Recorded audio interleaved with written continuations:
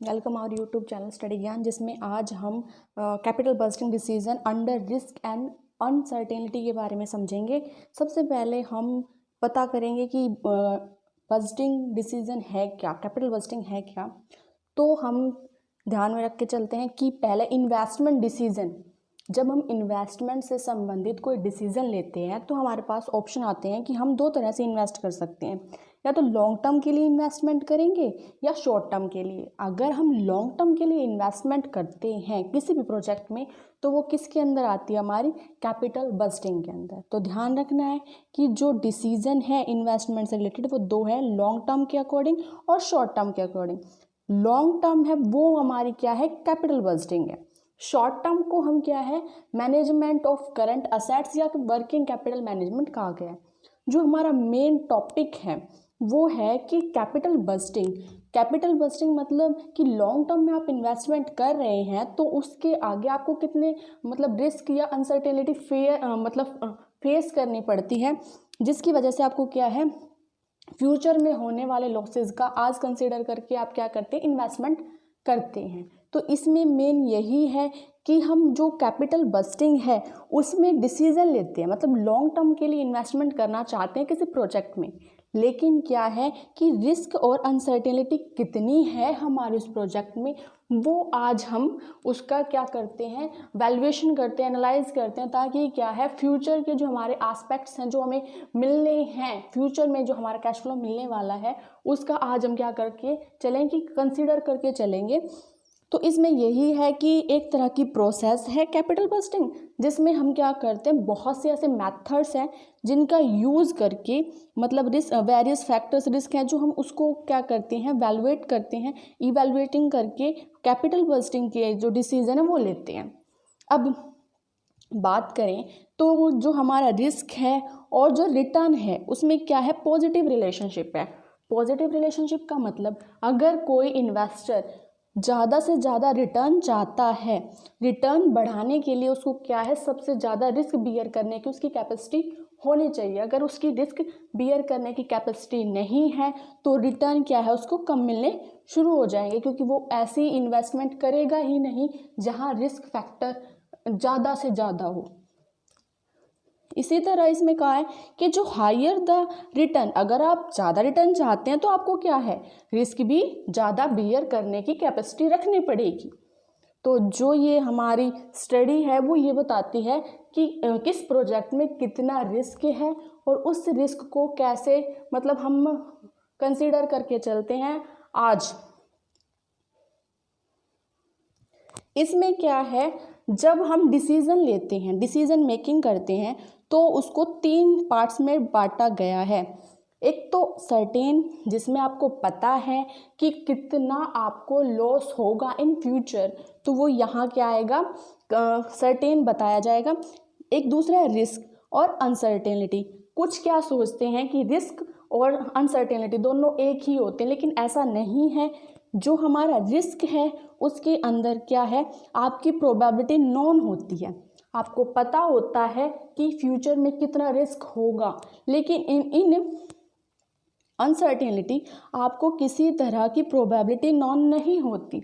आप नहीं बता सकते कि कितना आपको लॉस होगा, आप कितना लॉस बियर करेंगे इन फ्यूचर। तो इसमें यही कंसिडर करके हम डिसीजन मेकिंग का काम करते हैं। तो क्या याद रखना है कि जो डिसीजन मेकिंग है वो 3 तरह से हमने इसको डिवाइड किया हुआ है, 3 पार्ट्स में। पहला है हमारा अनसर्टेनिटी, दूसरा है रिस्क और सर्टेनिटी जो हमारी दी गई है। तो इस तरह हमें बस ये याद रखना है, जो कैश फ्लो जिसके बारे में हमें पता है कि इतना रिटर्न मिलेगा कैश हमें, तो वो किसके अंदर आएगा, सर्टेनली, उसका है कि हाँ इतना रिटर्न तो हमें रिसीव होगा ही होगा, हम एक्सपेक्ट जो कर रहे हैं वो एक्चुअल में हमें रिसीव हो जाएगा। रिस्क में क्या है, रिस्क में हमारा डाउट रहता है कि हाँ कि इतना रिटर्न मिले भी ना भी मिले, बीच की कंडीशन है कि प्रोबेबिलिटी तो नॉन होती है कि हाँ इतना मिल सकता है और ना भी मिले, तो इस वजह से इसको क्या कहा गया, रिस्क कहा गया। अनसर्टेनिटी की बात करें तो हम इसका क्या है, अनुमान ही नहीं लगा पाते कि क्या हमें रिटर्न मिलेगा। इसमें इसी तरह बताया है जैसे जो हमारा अनसर्टेनिटी है उसमें क्या है, हमारी जो आउटकम है वो अननोन होती है, और रिस्क में क्या है, आउटकम हमारी नोन होती है। एक तो ये है। इसके साथ साथ जो ये सर्टेनिटी, रिस्क और अनसर्टेनिटी है वो इस तरह से हम क्या करते हैं, उसको स्टेप बाय स्टेप लिखते हैं। ठीक है, इसमें क्या है कि आपकी पॉसिबिलिटी ऑफ लॉस कैसे कम होना शुरू होगा। जैसे अगर आप सर्टेनिटी है तो आपका जो लॉस है वो क्या होगा, कम होगा। आपको पता है कि इतना लॉस होगा तो क्या है, आपको प्रोबेबिलिटी ऑफ लॉस जो है वो आपको कंसीडर है, तो लॉस कम होगा। लेकिन क्या है, इसके लिए आपको मैनेजरियल जो कंट्रोल है उसको ज़्यादा रखना पड़ेगा। इसी तरह जो अनसर्टेनिटी है उसके अंदर आपको क्या है, प्रोबेबिलिटी ऑफ लॉस हायर होता है।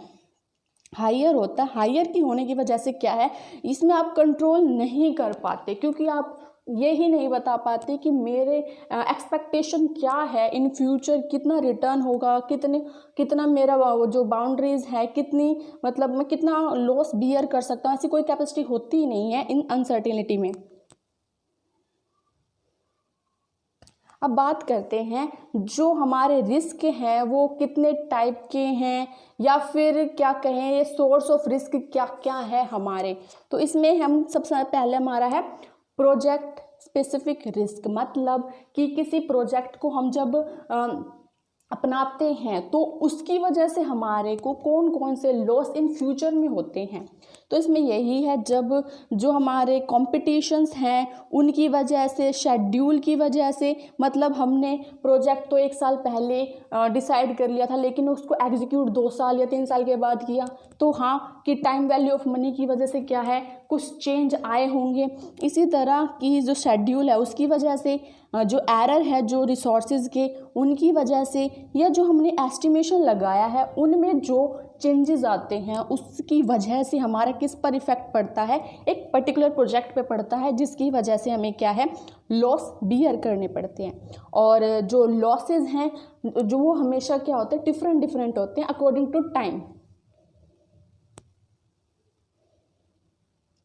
अब एक कंपनी स्पेसिफिक रिस्क, मतलब एक पर्टिकुलर कंपनी में कौन कौन से उसे ही रिस्क को बियर करना पड़ता है स्पेसिफिक लिमिट के अकॉर्डिंग। जैसे किसी कंपनी क्रेडिट रेटिंग एजेंसी ने आपकी रेटिंग दी है, आपको लॉस में दिखाया है, या आपकी पुअर रेटिंग की गई है, तो उसकी वजह से आपको क्या इफेक्ट आएंगे। कोई चेंज हुआ है, मैनेजरियल जो पर्सन्स थे उनमें चेंज हुआ, उसकी वजह से क्या आपको कंपनी में बियर करना पड़ा। ज़्यादातर देखा जाता है कि अगर वर्किंग पावर किसी कंपनी की अच्छी होती है तो वो क्या है, अपनी जो कैश फ्लो है उसको हायर लेके जा सकती है और रिस्क को क्या कर सकती है, कम कर सकती है। लेकिन कभी कभी क्या है, एक किसी चीज़ का चेंज होने की वजह से कुछ कंपनियों पर ही क्या पड़ता है, उसका इफेक्ट पड़ता है। इसी तरह कोई लॉज हैं, रेगुलेशन है, उनमें कोई हमारे चेंजेस आ जाए तो उसकी वजह से कंपनी में क्या इफेक्ट पड़ेगा। मान लो कि जो गवर्नमेंट है उसने बैन कर दिया कि जो हमारे धूम्रपान वगैरह या शराब है वो बैन कर दी, उसकी वजह से किस कंपनी पर इफेक्ट पड़ेगा, जो ये काम करती है, मतलब जो शराब बनाती हैं या धूम्रपान के जो वस्तु हैं वो बनाती हैं, तो उन पर इफेक्ट पड़ेगा, ना कि ऐसी कंपनियों पर जो अलग प्रोडक्ट बनाती है, जैसे कोई कपड़ा बनाती है या फिर कोई जूते वगैरह का बनाती है, उन पर कोई इफेक्ट नहीं पड़ेगा। तो क्या है, किसी पर्टिकुलर चेंज की वजह से किसी पर्टिकुलर कंपनी के ऊपर जो चेंज आता है उसको हम यहाँ कंसिडर करते हैं। अब बात करते हैं इंडस्ट्री स्पेसिफिक रिस्क, मतलब कि चेंज होने की वजह से एक पर्टिकुलर इंडस्ट्री, मतलब बहुत सारी फर्में एक इंडस्ट्री में काम कर रही है। मतलब क्या होता है कि इंडस्ट्री क्या है, एक ग्रुप ऑफ फर्म्स हैं, मतलब अलग अलग फर्म्स एक जैसे काम में लगी हुई जो फर्म्स हैं वो एक इंडस्ट्री बनाती हैं, ग्रुप बनाती हैं। तो यही है कि जो कंपनीज हैं जो क्या कर रही हैं, एक इंडस्ट्री में काम कर रही हैं, सेम वर्क है उनका, सेम प्रोडक्ट बनाते हैं, उनमें जो इंडस्ट्री में जो आता है चेंज, उसकी वजह से क्या आता है उनमें उनको जो लॉस बियर करने पड़ते हैं वो इसके अंदर कंसिडर किए गए हैं। तो यही है कि इसके अंदर जो रेगुलेशन है कि गवर्नमेंट ने कोई चेंज कर दिया तो पूरी इंडस्ट्री, मतलब उस इंडस्ट्री में जितनी भी फर्म उस तरह का काम कर रही हैं वो क्या हो जाएंगी, लॉस बियर करेंगी इन फ्यूचर। टेक्निक में कोई चेंज आ जाता है तो भी उसी तरह की जो सेम प्रोडक्ट बनाने वाली कंपनियां हैं वो क्या हैं, वो लॉस बियर करेंगी। तो इसमें और जो कंपनी है उसमें बस चेंज इतना है कि जो हमारी इंडस्ट्री है वो बनती है ग्रुप ऑफ कंपनीज से, यानी कि ये तो हमारी कंपनीज हैं बहुत सारी जो एक जैसा प्रोडक्ट बनाती हैं, और जो इनका ग्रुप है वो क्या कहलाता है, इंडस्ट्री। तो डिफरेंस समझ लिया होगा। इसी के साथ अब हम करते हैं मार्केट रिस्क की बात। तो मार्केट रिस्क क्या है कि जब मार्केट में किसी चेंज की वजह से, मतलब कि ऐसा हम जैसा प्रोडक्ट बनाते हैं वैसा ही प्रोडक्ट कोई दूसरी कंपनी लेकर आ गई, उसकी वजह से हमारा रिस्क क्रिएट हो गया इन मार्केट, तो मार्केट रिस्क में आएगा। जैसे सब्स्टिट्यूट्स गुड्स आ गए, हमारे सेम दिखते हैं बिल्कुल, प्राइस उनका हमारे से कम है, तो क्या है, हमारे जो सेल है वो कम हो जाएगी।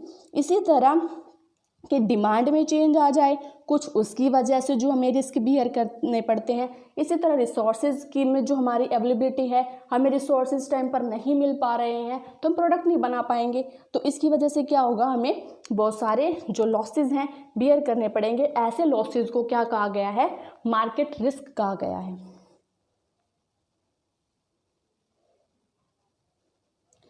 कंपटीशन रिस्क, हर फर्म को कंपटीशन तो फेस करना पड़ता है अगर वो अपने प्रोडक्ट को क्या है, मार्केट में लेकर आती है। मार्केट में प्रोडक्ट लेके आने की वजह से उसको क्या है, दूसरी जो फर्म उसी तरह का काम कर रही हैं उनके साथ क्या करना पड़ता है, कंपटीशन करना पड़ता है अपने अस्तित्व को बचाए रखने के लिए। तो वो क्या करती है, अगर उस कंपटीशन को बीट करती है तो वो आगे निकल जाएगी, अगर वो उसको बीट नहीं कर पाती तो क्या है, वो पिछड़ जाएगी। ऐसा भी हो सकता है कि मार्केट से निकलने के साथ साथ उसको अपना बिजनेस क्या करना पड़े, बंद करना पड़े। तो यही है कि जो रिस्क कंपटीशन की वजह से अराइज होते हैं वो इसके अंदर हमारे इंक्लूड किए जाएंगे।